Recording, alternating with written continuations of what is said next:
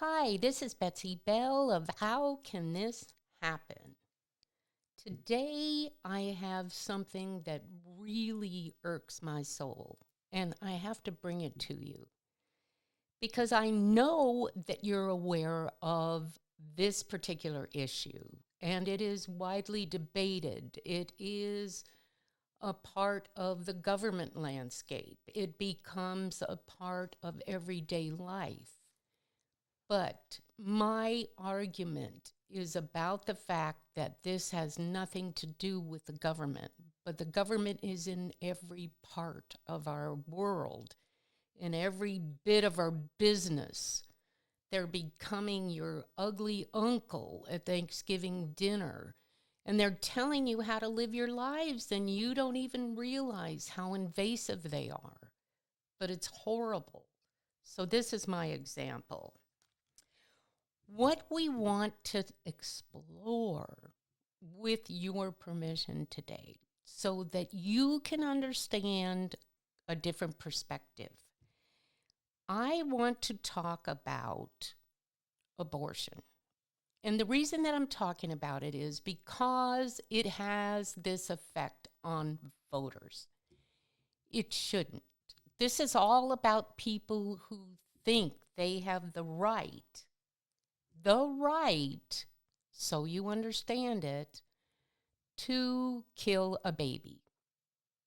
So, in my opinion, the name of the abortion bill needs to be the right to kill. If you're a woman and you want to abort a baby after 9 months and the baby's born alive, and you don't even give it up for adoption, you have to call that. It's the right to kill. You don't have a right to kill somebody, but because everyday crime is showing you that anyone can kill anyone, and it doesn't seem like they pay the price. It doesn't seem like they go to jail. Killing is a crime, regardless of whether or not you think it's your right to do it. That doesn't change it. So, what my point is in discussing this is that when you are contemplating the idea of abortion, there's three different aspects of this that I really want you to think about. If you're the women out there listening to me, this is important. If you're the men out there listening to me, I need you to talk to the women in your life because this is part of your world. You do play a role in this, whether women want you to think you do or not. So, this is my point. We have all lost our filters on our animalistic instincts. First of all, if you want to have your way after 9 months to bear a child, why do you have to kill it? Why can't you give it up for adoption? This is how we used to deal with abortion. This is how we dealt with it before the government got involved. So, if you don't have a filter on your animalistic instincts, there's still other ways that you can handle it. I think about all these past debates. Birth control. Should we allow women to have access to birth control? That was preventing you getting pregnant. That really is a good plan because that way, when you want to have unprotected sex and your animal instincts kick in, you are safe from having an unwanted pregnancy. So then the argument became, well, do you think that women can afford $9 a month for birth control? Well, maybe they don't have access to birth control. So maybe we just have to abort the kid out of your womb. Are you kidding? This is what we have devolved to. I'm just in a state of shock. So here's my question. Now the government says, okay, great.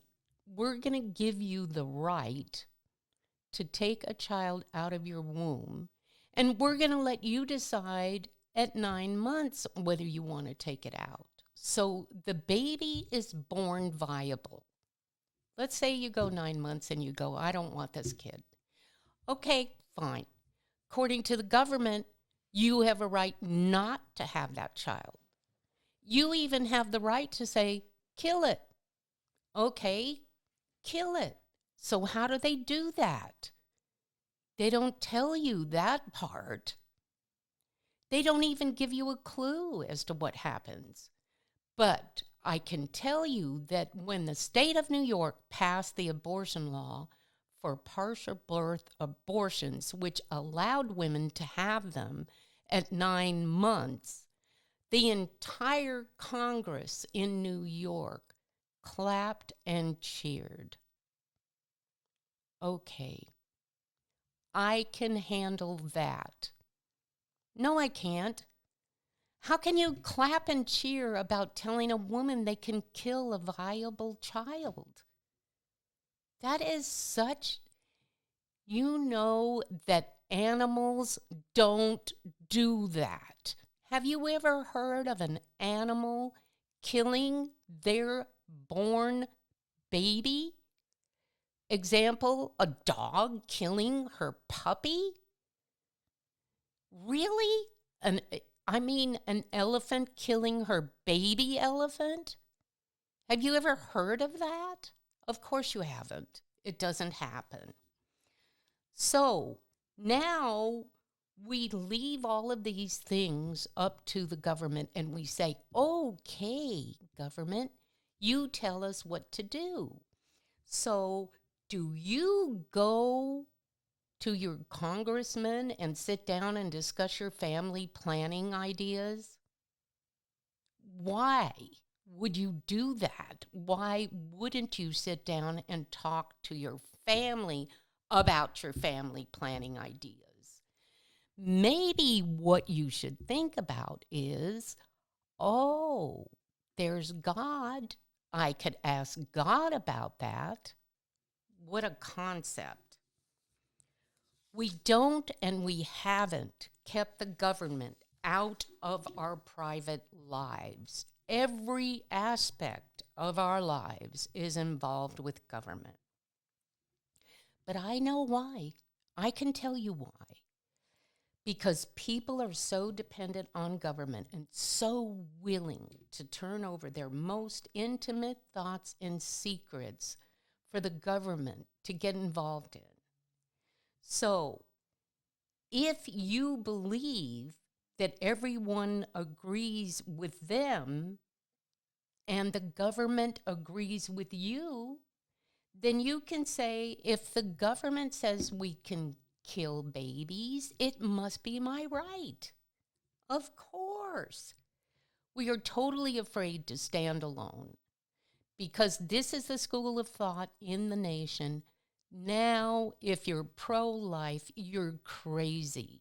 You know what? If you're pro-life, you have the most common argument that anyone could ever have.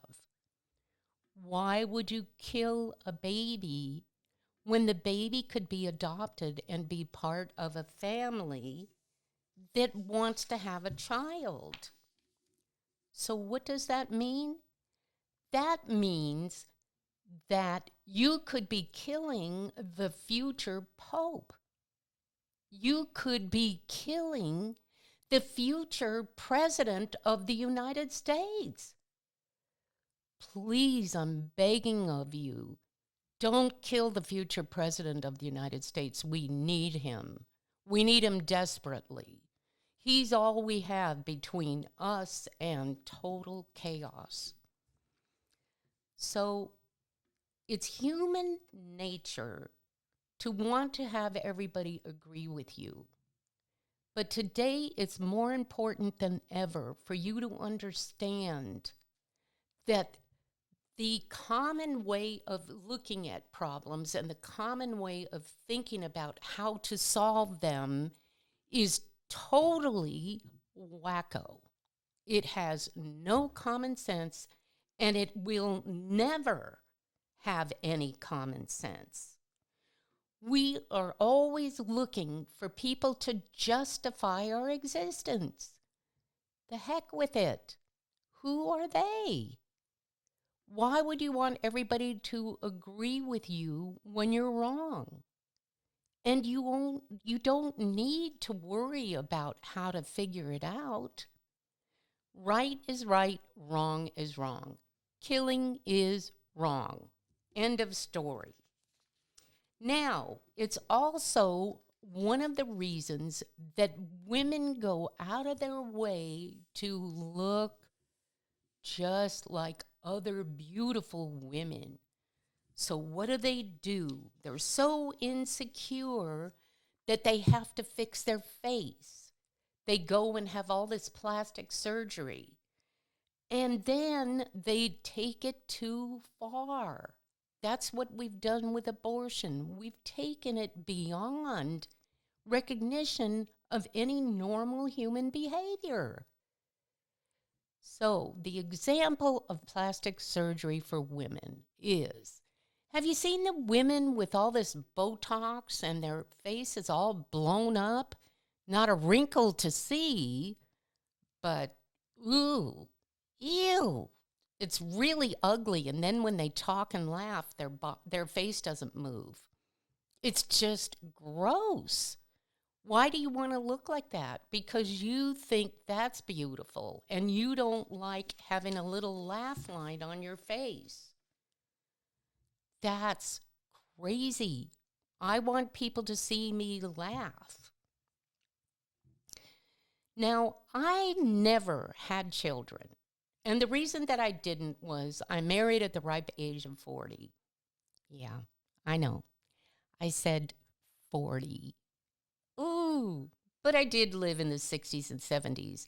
And women around me were just having children because they wanted to have a child. They wanted to be a mother. Now I don't know so much if people think that. But the way they were picking their sperm donor was based on the fact of how he looked. If he looked good, then they said, oh, I'm going to have a kid with that guy. Now, if you think that supports good thinking, I'd have to disagree. I'd have to say no, because I couldn't believe it. I thought, why would you pick somebody and then just say, I want to have their kid? Because you didn't know that even though they looked really handsome, they had other races in their background, or their mother was not the race you wanted for your child, or they had diseases that nobody knew about. Think of that. Oh my gosh. Think of what happened. I didn't know what happened, but anyway, I was just shocked. So you wanted kids, but no family structure, no husband, no life. Somewhere along the line, the little white picket fence and the 2.5 children went out the window, and you decided, I'm not doing that. I'm going to have the perfect child because it's going to look good. But if there was anything else wrong with it, who knew? Somehow it doesn't go with, oops, I got pregnant, so now I'm going to kill it. I did start to think, okay, let's say my animalistic instincts took over, and what would I do if I got pregnant? Right now, I'm going to take a pregnant pause, and I will be right back to tell you, Don't go anywhere. Hi, welcome back. This is Betsy Bell, and I am here to talk about how can this happen. So sit tight, because the stuff that's coming up after my pregnant pause is really good. Now, how could I get pregnant? Well, there's a lot of ways that you could go about doing it if you so desired, but there's a thing called unprotected sex. So, that word sex. Ew. Okay, no. Oh, great.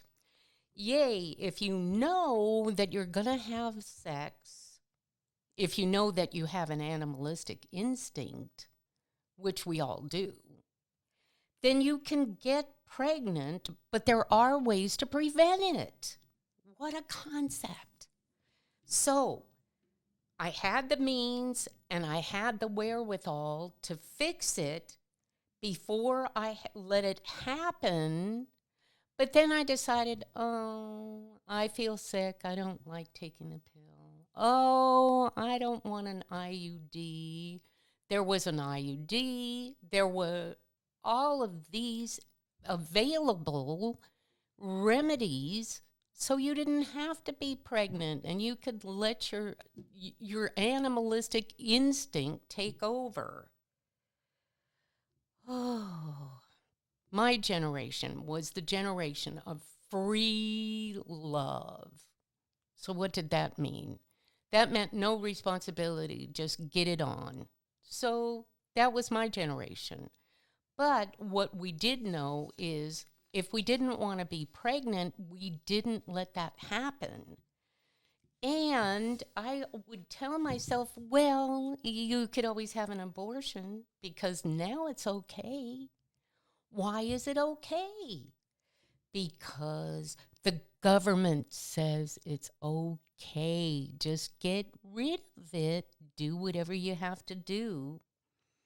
Now, you should know from your upbringing, and you should have a common sense filter to tell you what is right and wrong.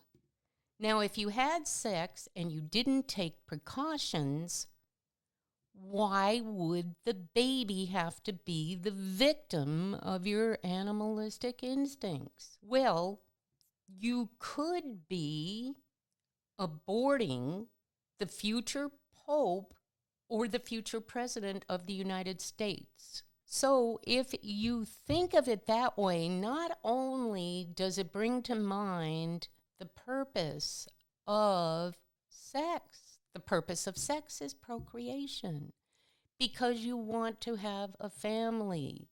If you want to have sex and you don't want a family, it doesn't mean don't do it. It means be responsible. Take advantage of what's available to you. You don't have to use abortion as birth control. That's so out of control. Get a grip on your lives.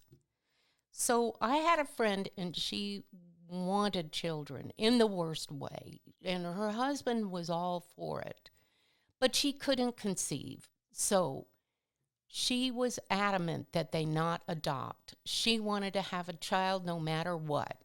So if she could adopt, that was not a recommendation that she would accept.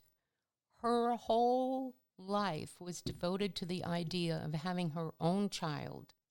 And she spent the rest of her life in total depression and in total despair. It cost her her marriage. It cost her everything in life, because that's how important it was to her to be able to conceive a baby. Now, I bet there are women that have had abortions who have those same nightmares, that they got rid of that baby because of whatever their circumstances were. So think about this when you come across someone who is talking about abortion or considering it. It is not advisable unless there are certain conditions. One of them is rape. One of them is incest. Yeah. I think that rather than listen to what the government is telling you, I think you need to take your own advice.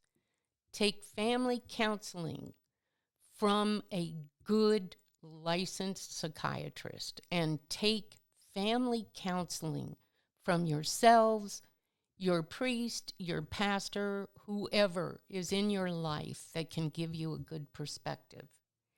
And also remember, we are totally affected by all the decisions that we make. It ruins our life or it makes our life a total paradise. But it cannot be in the middle. Decisions like those could break you either way. That is why we really aren't animals. We can't just take that out of our mind once it happens. Even if we like them, we're not animals. We have a soul. We have a conscience, no matter what the government tells you. So try to overcome that.